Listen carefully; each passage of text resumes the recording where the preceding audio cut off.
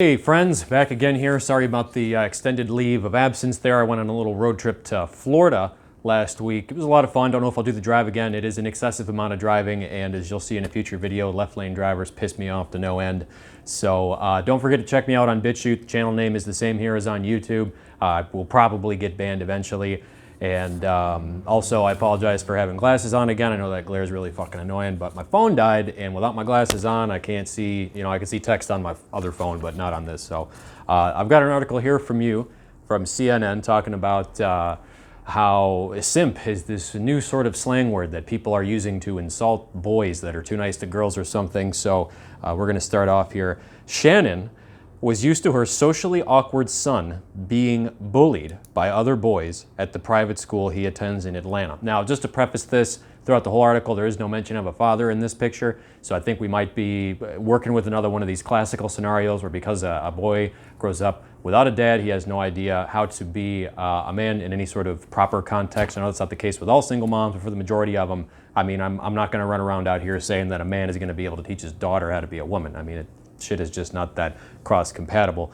So what we see a lot in these cases is that the single mother will kind of instruct her son to treat women or pursue them in such a fashion that she may think that she wants, while in reality, explaining or responding to a different kind of man, as is evidenced by the fact that she's a single fucking mom. So let's kind of bear that in mind. But when she picked him up from school in mid-January, and her 8th grader told her he was being called a simp, Shannon, who's only using her first name to protect her son's identity, didn't know what to think. Well, and they dive into the etymology or whatever of simp in here, and as far as I knew, it stands for someone idolizing mediocre pussy.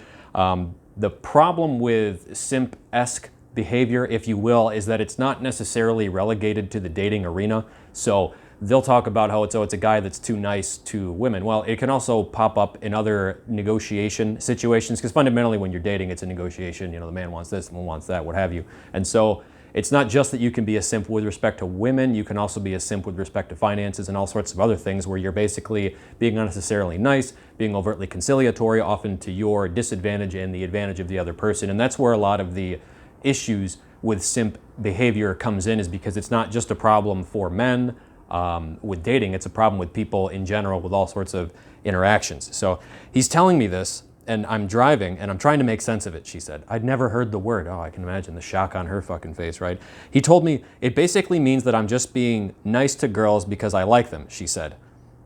I was like, wait, my kid is being picked on for being nice to girls? And it's not just like, you guys know exactly what I'm talking about. There's a difference between being a decent person, a nice person, and being an obsequious fucking little simp, literally. And being an obsequious little simp is not attractive across an arena of different types of social interaction. So it's not just being nice. Like being nice is saying, hey, how's it going? Whatever, we'll have a quick chat, whatever. It's not, oh, what can I do for you? How would you like me to do this? How would you like me to talk? How would you like me to be? How can I please you? That's pathetic, very pathetic, especially coming from a man. Although, as I said, it's not necessarily surprising to see that kind of behavior coming from somebody who, ostensibly at least was raised by a single mother. So, did my printer fuck this up? So he basically got friend zoned. And I guess continued to be friends with the girl that had friend zoned him or whatever. I don't know. I guess if you're in 8th grade, that's something you can do. I would never recommend that as a man, like out in the dating world. It's kind of like, I mean, if you wanted to date the girl and she doesn't want to date you, like, why are you gonna, like, are you meeting people through them or something? Like, is there some other sort of benefit you're getting? Like, that's why I mentioned earlier in another video, like, you always got to be asking yourself, what am I getting out of this? Don't just do shit to help people out for no reason. That is part of, I think, the constellation of bad cultural habits that has got us to where we are in the West, because it leads to obsequious weakness like this being prized, at least in the sense that it's talked about as if it's something good, when it's one of those things to where people are like, oh yeah, we'll talk nicely about it in surface level conversation because surface level conversation is all we know. But in reality, we're not really going to respond very well to that, which is why we see so many simp men either without any kind of woman or in a relationship that's just like, man or woman being that kind of arrangement. It's just pathetic, So you do all these things as a parent to raise your kid right, to be nice to everyone, especially kids without many friends, Shannon said, and you never think that by making your kid the nice one, you could be making them a target for bullies. Well, that's because you're misconstruing niceness and weakness. Nice people with self-esteem and confidence are not targets for bullies. Weak people, who again, I'm loving the word obsequious for this video, but obsequious people are targets for bullies because those who are obsequious are weak. Because why are you going to be obsequious if you're not weak? What element of strength could possibly be involved in ingratiating yourself and prostrating yourself to the desires of another person, whether it's romantic, business, or even platonic? So it's not that being nice is the problem, it's that being a pussy-ass bitch is a problem. And that's a problem for men and women in different ways. But so the article continues on now. What is a simp? While many parents might be unfamiliar with the word simp, chances are your tween or teen has used or at least heard the term. Simp hashtags are rampant on TikTok. Love the language they're using here. Instagram has over 350,000 posts tagged hashtag simp, and there are Facebook groups devoted to simps and simping. It can be a verb too. Wow, I mean, you could just tell this is written by like some 50-year-old, like worthless, probably fat Karen over at CNN. Did we have the author's name? Terry Ward. I guess you can make what you will of somebody with a name like that, right? But, you know, depending on who you talk to, there is some debate on the word's current usage and how much, if at all, it has evolved over time. While simp's way back origins are connected to the word simpleton, I don't think that's very true, at least in the internet context. Its current usage is linked to West Coast American rappers like Too Short, who first used it in the mid-1900s in a way that denotes the opposite 1980s. I was like, wait a second, that's a little too old for rap music, right? I wonder, no, there can't be any kind of connection there, right? Who first used it in the 1980s in a way that denotes the opposite of pimp in his song Pimpology. In that vein, I think it's Pimp by Iceberg Slim. It's a pretty good book. But in 1992, Boyz II Men released a song called Simpin' Ain't Easy, using a different spelling of the word and evoking frustrated yearning. I don't know what the hell they're talking. Frustrated yearning? Okay, loving the language here. Urban Dictionary's top definition of a simp is someone who does way too much for a person they like. Other definitions in the crowdsourced online dictionary include a man who puts the hoes before the bros. Ho, coming straight out of the 90s with that one, right? And a guy that is overly desperate for women. Bang on right there, especially if she is a bad person or has expressed her disinterest in him, whom which he continues to obsess over. Okay, that's definitely a better definition. Simp is slang for a person, typically a man, who is desperate for the attention and affection of someone else, typically a woman, said Connor Howlett, 23, a digital strategist for Turner PR in New York City, in an email to CNN. I'm just curious, what does being a digital strategist involve? Like, is that at all on par with being a carpenter or a plumber or some kind of STEM major, or is Connor just some douchebag with a liberal arts degree that got a cushy job at CNN, you know? Think the energy of puppy dog eyes, but manifested in a romantic human form, Howlett said. It's used in an insulting manner, though typically playful. It's not typically playful. There are definitely undertones of toxic masculinity, since it's related to showing too much emotion.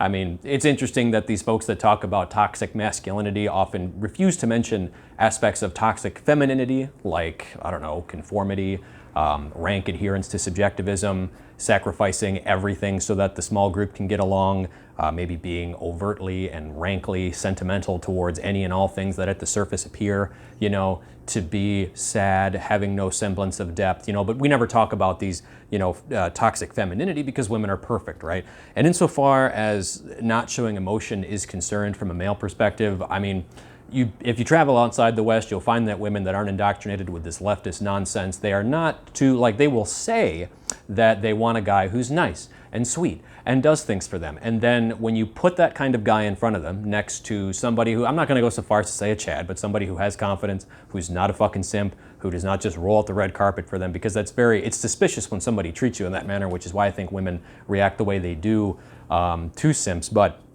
it's not at all toxically masculine to not wear your heart on your sleeve. I think that goes for men and women as well. It's like, we as human beings are unique as such among all the other animals because we have control over our emotions, and we can decide whether or not to show them in that regard. So I don't think it's proper to refer to it as a toxic trait if you're not running around like a crybaby complaining about all your emotions, or if you're not some ultra giddy. Like, there's a reason why, you know, emotionality is connected to the supposed kind of man that women want, because it's in line with this nonsense propaganda we've been hit with for decades now in the West. So Florida mother Karen McClung, first encountered the word in group chats she closely monitors with her 11-year-old daughter and 12-year-old son. Yeah, that's kind of creepy. It's basically, and my printer fucked this up, god damn it. So it's basically if you had $1,000 and you could do anything with it, you'd use it to get the attention of a girl, then everyone would make fun of you. Yeah, and again, I apologize, I didn't realize my printer had cut this off, but I'm guessing this is some juxtaposition with how simping could be compared to something involving money. And it's like, yeah, if you drop $1,000 to get the attention of a girl who's probably not even that high tier to begin with, that's pretty fucking sad, dude. You could have spent that $1,000 and made even more money. Instead, you spent it on somebody who didn't even, like, wasn't even aware if you existed. Now, if this is part of some, like, creative scheme where it's like, oh, I can't even think of something off the top of my head because I don't give a fuck about shit like that. But it's like, but if you're just going like, oh yeah, $100 in flowers, buy a nice suit, take her out for a $200 dinner, you're a fucking idiot. Like, that's a complete waste of resources to put on somebody who you hardly know. So apparently the mom blocked the thread, not surprised there. So while she said her son wasn't being called a simp in the thread, McClung said she's curious to see how it impacts my son because he's very chivalrous by nature.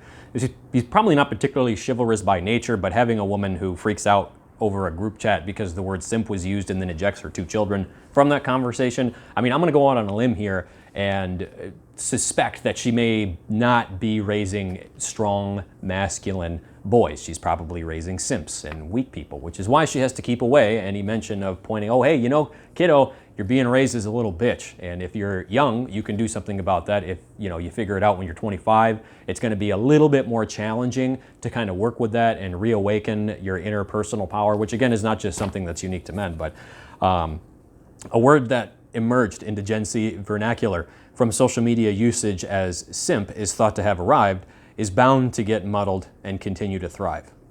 Okay? And simp can have different context depending on the age group using it. Okay?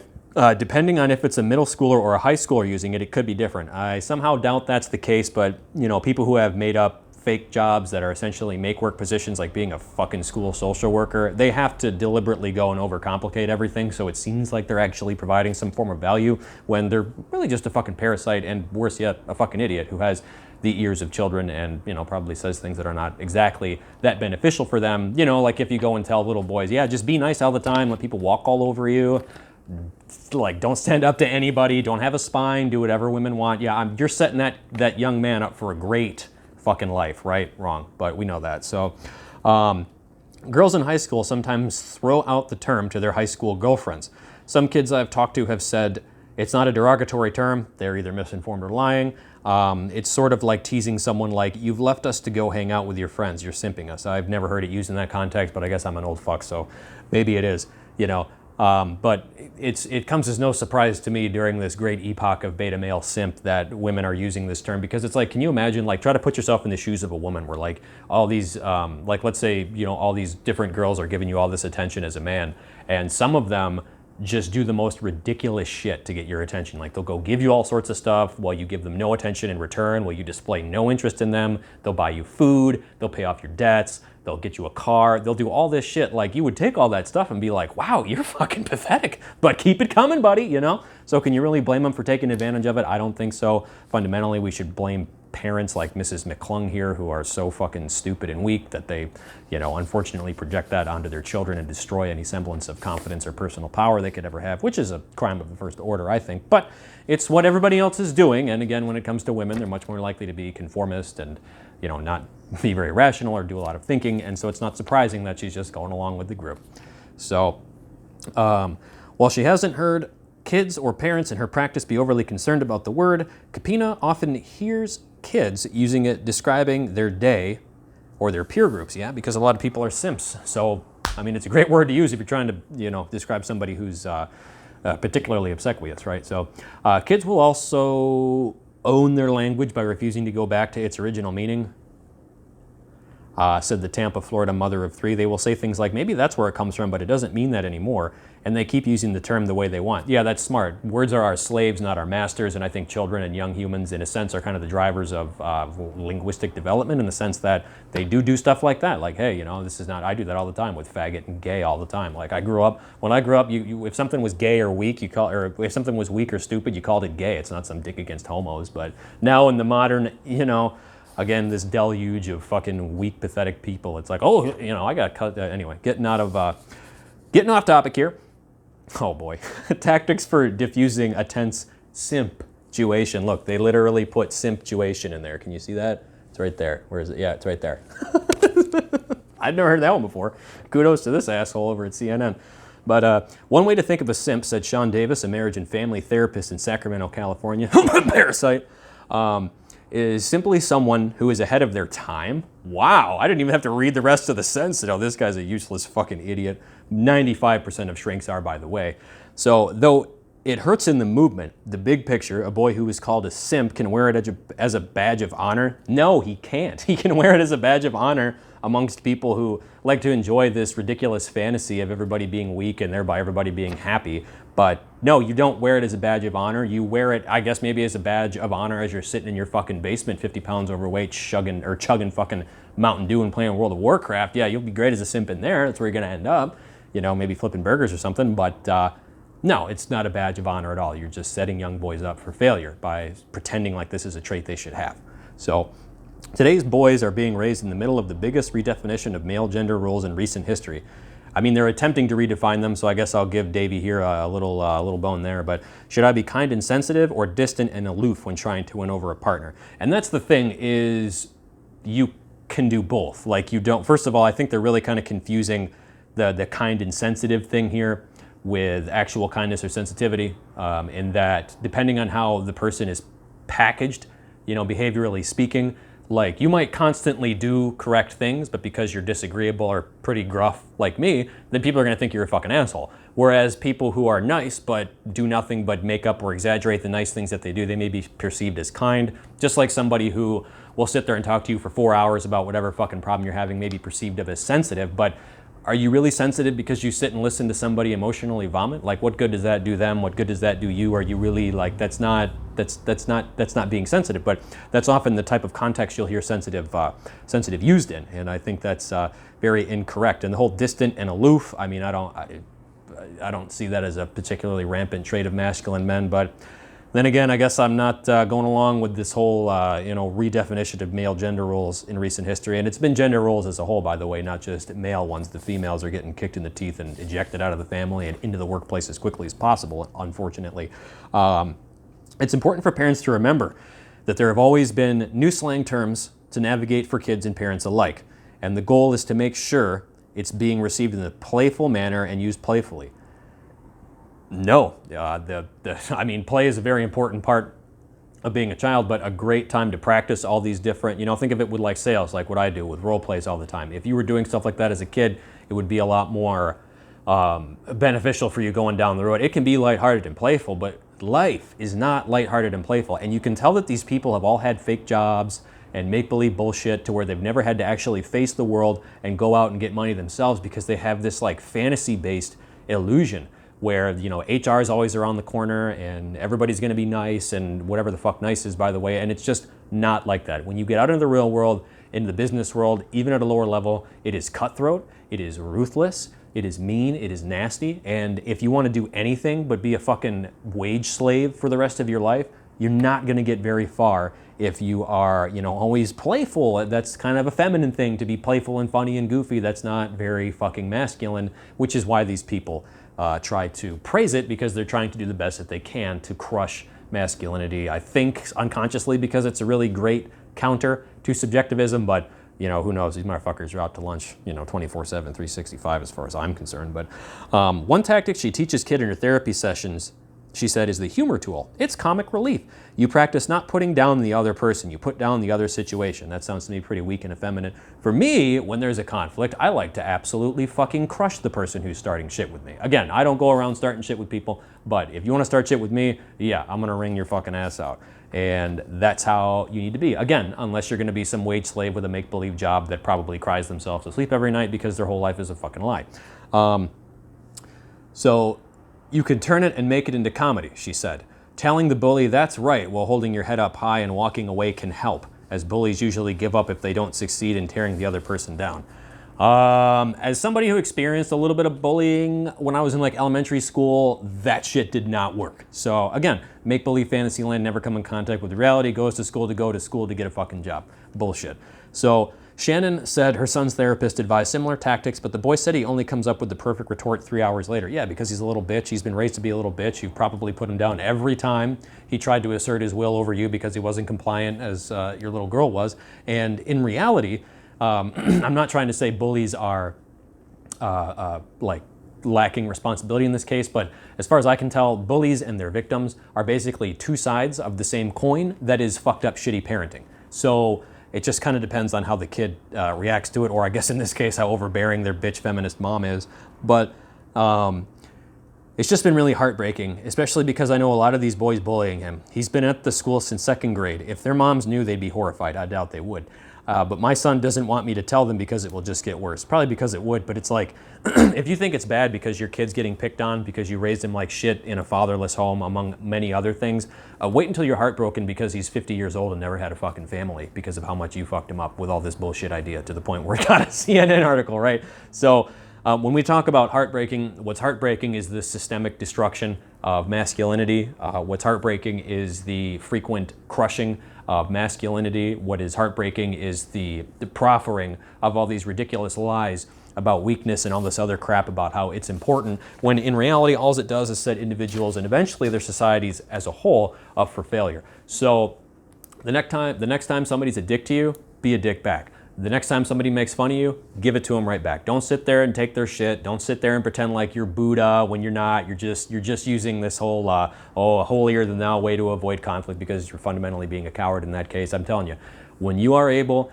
to stop being shit on by people, and that does not involve being a dick 100% of the time, but when you are able to stop being shit on by people, move through the world effectively, negotiate for yourself, get what you deserve, kind of awaken that personal power. I'm starting to sound like fucking Tony Robbins, but when you are able to do that, it is much, much better than being some weak fucking worm that has to be nice because he's so weak and worthless that he's of zero value and has to literally beg for people's attention. That's a pathetic way to live. So thanks for listening, guys. Again, don't forget to check me out on BitChute. Always open to comments, suggestions, feedback, and what have you. And I'll be back again tomorrow with another one.